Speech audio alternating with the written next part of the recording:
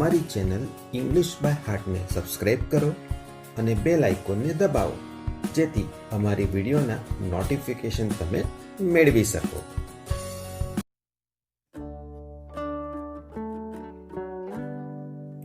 Hello friends, how are you all? This is Samip Gandhi and you are watching English by Heart, where you learn English through Gujarati. મિત્રો, હું તમારો આ video લેક્ચરમાં સ્વાગત કરું છું.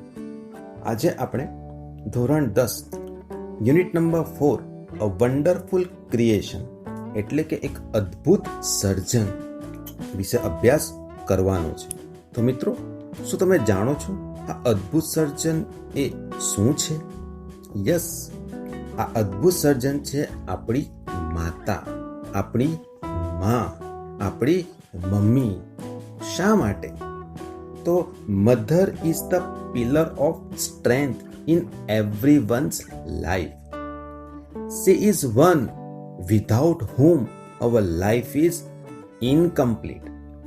Mother is not simply a word, but it is a whole universe in itself. માટે જ કવિ બોટાદકરે કહ્યું છે કે જનનીની જોડ સખી નહીં જડે રેલો. એ શબ્દોમાં તો પછી કવિ પ્રેમાનંદે ગોડ વિના મોડો કંસાર, માતા વિના સૂનો સંસાર, એ શબ્દોમાં માતાના ઋણનો સ્વીકાર કર્યો છે. જ્યારે અર્પી દેવું 100 જન્મ એવડું માં તુજ લહેણું એમ કહીને કવિ બેરામજી મલબારીએ તો ઘણું બધું કહી દીધું છે. તો મિત્રો, માં વિશે કંઈ કેવું હોય ને તે શબ્દ પણ ઓછા પડે. તો ચાલો શરૂ કરીએ. યુનિટ નંબર 4 અ વન્ડરફુલ ક્રિએશન, એક અદ્ભુત સર્જન. The good Lord was extremely busy that day and he was into his 6th day of overtime. Lord ભગવાન ઈશ્વર એક્સ્ટ્રીમલી ખૂબ જ અતિશય, બિઝી એટલે વ્યસ્ત અને ઓવરટાઈમ એટલે જે તમારો કામ કરવાનો નિયત સમય હોય એના કરતાં વધારાનો સમય. 8 કલાકનું કામ કરતા હોય તેની જગ્યાએ 12 કલાક 15 કલાક કામ કરો, એ જે વધારાનો સમય થયો એને આપણે કહીએ છીએ ઓવર ટાઈમ. તો એ દિવસે એ ભલા ઈશ્વર ખૂબ જ વ્યસ્ત હતા. He was into his 6th day of overtime. એમનો જે કામ કરવાનો નિયત સમય હતો એના કરતાં જે વધારે કામ કરી રહ્યા હતા એમાંનો એમનો એ 6થો દિવસ હતો. When he was working with full concentration, an angel appeared and commented, "You are taking so much care for creating this creature." Concentration, એકાગ્રતા, ધ્યાન મગ્ન. એન્જલ, દેવદૂત. અપિયર્ડ, દ્રશ્યમાન થયું. કમેન્ટનો મતલબ ટિપ્પણી કરવી. કેર એટલે કાળજી. ટુ ક્રિએટ એટલે સર્જન કરવું, અને ક્રિએચર એટલે પ્રાણી. તો જ્યારે ભગવાન એ ઈશ્વર ખૂબ ધ્યાનથી એકાગ્રતાથી કામ કરી રહ્યા હતા ત્યારે શું થાય છે? એન એન્જલ અપિયર્ડ, એક દેવદૂત ત્યાં દ્રશ્યમાન થયા, એક દેવદૂત ત્યાં આવી પહોંચ્યા અને એમને ટિપ્પણી કરી. એમને ત્યાં જઈને કહ્યું, you are taking so much care for creating this creature, કે આ જે પ્રાણી છે આ પ્રાણીના સર્જનમાં તમે વધારે પડતી કાળજી લઈ રહ્યા છો. That's true said the lord. ભગવાને પણ શું કહ્યું? હા, એ સાચી બાબત છે. Do you want to know the details? ડિટેલ્સનો અર્થ થાય છે વિગતો. શું તારે વિગતો જાણવી છે? હું આ શું બનાવી રહ્યો છું? What are they? The angel was curious. ક્યુરિયસનો અર્થ થાય છે આતુર, ઉત્સુક. એ દેવદૂત પણ જાણવા માટે આતુર હતા, ઉત્સુક હતા. એમને કહ્યું, વોટ આર ધે? અરે વિગતો મને જણાવો, તમે શું બનાવી રહ્યા છો? આ વિગતો કઈ છે? મને આના વિશે તમે જણાવો. ઈશ્વર એને જવાબ આપે છે, all her part should be movable and replaceable too. પાર્ટ્સનો અર્થ આમ તો ભાગો થાય, પણ અહીંયા અવયવો, અંગો આપણે એવો અર્થ લઈશું. મૂવેબલ, હલનચલન થઈ શકે તેવું, અને રિપ્લેસેબલનો અર્થ થાય છે બદલી શકાય તેવું.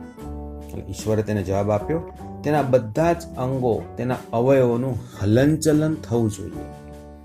એન્ડ રિપ્લેસેબલ ટુ, એમને બદલી શકાય તેવા હોવા જોઈએ. She has a lap that disappears when she stands up. લેપ એટલે ખોળો. આપણે બેસીએ પલાંઠી વાળીને અને જે ખોળાની રચના થાય છે એની વાત અહીંયા કરેલ છે. ડિસઅપિયર એટલે અદ્રશ્ય થવું. એટલે કહે છે કે તેને ખોળો છે કે જે ઊભી થાય ને, જ્યારે તે ઊભી થાય ને ત્યારે તે અદ્રશ્ય થઈ જાય છે. I have to endo her with a kiss that can cure everything from a broken leg to a broken heart. એન્ડોનો મતલબ થાય છે આપવું, અર્પણ કરવું, પ્રદાન કરવું.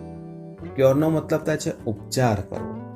એટલે ઈશ્વરે કહ્યું, મારે એને એક એવું ચુંબન પ્રદાન કરવાનું છે, મૂકવાનું છે, that can cure everything, એ બધા જ ઉપચાર કરી શકે. ફ્રોમ એ બ્રોકન લેગ, એક ભાંગેલા પગથી લઈને અ બ્રોકન હાર્ટ, મતલબ કે ભાંગેલું હૃદય, ભગ્ન હૃદય, હિંમત હારી ગયો હોય, એવા બધા જ કિસ્સામાં મારે એનો ઉપચાર કરવાનો છે. શેના દ્વારા? માત્ર એક ચુંબન મૂકીને, કે જે બધા જ ઉપચાર કરી શકે. Moreover, she has to have 6 pairs of hands. She must be able to run on any food available and should have 3 pairs of eyes. Moreover એટલે વધુમાં. She has to have 6 pairs of hands. તેને હાથની પણ 6 જોડ હોવી જોઈએ. She must be able to run. To run નિભાવી લેવું, ચલાવી લેવું. On any food available, જે પણ ઉપલબ્ધ ખોરાક હોય ને એના પર ચલાવી લેવા માટે, નભાવી લેવા માટે તે સક્ષમ હોવી જોઈએ. And should have 3 pairs of eyes. તેને આંખોની 3 જોડ પણ હોવી જોઈએ. The angel shook his head slowly and said, a mighty impossible task. I suppose 6 pairs of hands? No way. Shook એટલે હલાવ્યું. Mighty ખૂબ મોટું. Impossible અશક્ય. ટાસ્ક એટલે કાર્ય, અને સપોઝ એટલે ધારવું, માનવું. તો Angel shook his head slowly. દેવદૂતે ધીમેથી તેમનું માથું હલાવ્યું અને કહ્યું, a mighty impossible task I suppose. હું ધારું છું, મને એવું લાગે છે કે આ કામ તો બહુ મોટું અશક્ય છે, આ ભારે અશક્ય બાબત છે. 6 pairs of hands? No way. હાથની 6 જોડ? શક્ય જ નથી. No, these hands are not a problem for me. ઈશ્વર શું કહે છે કે ના, આ હાથની જોડ એ મારી સમસ્યા નથી. It is the 3 pairs of eyes that the mothers have to have. Lord look puzzled. સુમેરીને કહ્યું તેમને કે it is the 3 pairs of eyes, એટલે કે માતાને આંખોની 3 જોડ હોવી જોઈએ ને, એ મારી સમસ્યા છે. લુક પઝલનો મતલબ મૂંઝાયેલું, અને આ વખતે ઈશ્વર થોડા મૂંઝાયેલા લાગ્યા. Oh, so you are creating a standard model of mothers, but 3 pairs of eyes? What for? The angel got interested. સ્ટાન્ડર્ડનો મતલબ થાય છે આદર્શ. એટલે કે તમે માતાઓને એક આદર્શ મૂર્તિ તૈયાર કરી રહ્યા છો. But 3 pairs of eyes? આ આંખોની 3 જોડ? What for? શા માટે? The angel got interested. દેવદૂતને જરા વધારે રસ પડવા લાગ્યો. હવે ઈશ્વર એ 3 જોડ આંખો વિશે શું કહે છે? તો 1 pair that sees her children through closed doors. Children એટલે બાળકો, અને થ્રુ એટલે દ્વારા. તો એક જોડ જે પોતાના બાળકોને બંધ દરવાજાની આરપાર, દરવાજો બંધ હોય ને તો પણ તેને જોઈ શકે. Another pair, બીજી જોડ, to look at the children and say, I understand and I love you without uttering a word. Understand એટલે કે સમજવું, અટર ઉચ્ચારવું, બોલવું. બીજી જોડ શું કરે છે કે બીજી જોડ એક પણ શબ્દ વિધાઉટ અટરિંગ અ વર્ડ, એક પણ શબ્દને ઉચ્ચાર્યા વિના, બોલ્યા વિના તે બાળકોને જોએ. લુક એટ ધ ચિલ્ડ્રન એટલે કે બાળકોને જોઈને કહે હું સમજું છું ને હું તમને પ્રેમ કરું છું. એન્ડ ધ થર્ડ પેર, જ્યારે ત્રીજી જોડ to see all secret things without opening them. ત્રીજી જોડ શું કરે છે? To see all the secret things. સિક્રેટનો મતલબ થાય છે રહસ્ય. બાળકોની બધી જ રહસ્યમય વાતોને જાણી લે. એ પણ કેવી રીતે? આંખો ખોલ્યા સિવાય. એટલે કે ત્રીજી જોડ આંખો ખોલ્યા સિવાય બધી જ બાળકોની રહસ્યમય વાતો જાણી શકે એવી આંખોનું સર્જન કરવા પોતે ઈચ્છે છે. Lord requested the angel, please go to bed, do not take so much trouble in a single day. હે ભગવાન, રિક્વેસ્ટેડ ધ એન્જલ, એને વિનંતી કરી, પ્લીઝ ગો ટુ બેડ, અરે તમે સૂઈ જાઓ, મહેરબાની કરીને તમે સૂઈ જાઓ. Do not take so much trouble in a single day, એક જ દિવસમાં આટલી બધી મુશ્કેલીને વહોરી ના લો, આટલો બધો તમે શ્રમ ન કરો. આઈ કેનોટ, હી રિફ્યુઝડ, ઈશ્વરે ના પાડી દીધી કે ના, હું સૂઈ ના શકું. I have almost completed the work, મેં લગભગ મોટાભાગનું કામ પૂરું કરી દીધું છે. I have put the best of my ideas into this model. આ મૂર્તિમાં મારે જે મારી શ્રેષ્ઠ કલ્પનાઓ, વિચારો જે મેં કંડાર્યા છે એને જે અર્પણ કરવાના છે ને એના મોટા ભાગનું કામ તો મેં પૂરું કરી દીધું છે. નાઉ હવે this mother will heal herself when she is sick. Heal એટલે સાજું કરવું, એન્ડ સિક એટલે બીમાર. હવેથી આ માતા જ્યારે બીમાર હશે ને ત્યારે પોતાની જાતે જ કેવી થશે? સાજી થઈ જશે, પોતાની કાળજી લેશે અને પોતે જાતે સાજી થઈ જશે. She would be able to feed a family of 6 members only on half a kilo of cabbage. આ ઉપરાંત એમને શું ઉમેર્યું? She would be able, તે પોતે સમર્થ રહેશે, to feed a family of 6 members only on half a kilo of cabbage. કે ઘરમાં જો માત્ર અડધો કિલો કોબીજ હશે ને તો કુટુંબના 6 સભ્યોને શું કરશે? પોતે ખવડાવી શકશે. And she would manage a child's bath, play, study, food and sleep without getting irritated. So irritated નો અર્થ થાય છે ચીડાયેલું. હવે શું કહે છે કે પોતે ચીડાયા વગર, ગુસ્સે થયા વગર બાળકનું ચાઇલ્ડ્સ બાથ, બાળકનું સ્નાન, પ્લે એટલે રમત, સ્ટડી એટલે તેનો અભ્યાસ, ફૂડ એટલે તેનો ખોરાક અને સ્લીપ એટલે કે તેને સુવડાવવું, એ બધું આરામથી સંભાળી લેશે. The Angel vent round the model of mother very slowly. હવે દેવદૂત ખૂબ ધીમેથી એ જે માતાની મૂર્તિ બનાવી રહ્યા હતા ને તેની પ્રદક્ષિણા કરી, તેની ચારે તરફ ફર્યા. He touch it and said it's too soft. Touch સ્પર્શ કર્યો, સોફ્ટ એટલે નરમ, કોમળ. તેની ચારે તરફ ફર્યા અને કહ્યું, સ્પર્શ કરીને કહ્યું, અરે ઇટ્સ ટુ સોફ્ટ, આ તો ખૂબ જ કોમળ છે. But very tough, said the lord excited. You cannot imagine what this mother can do and endure. ટફનો મતલબ થાય છે ખડતલ, કઠિન.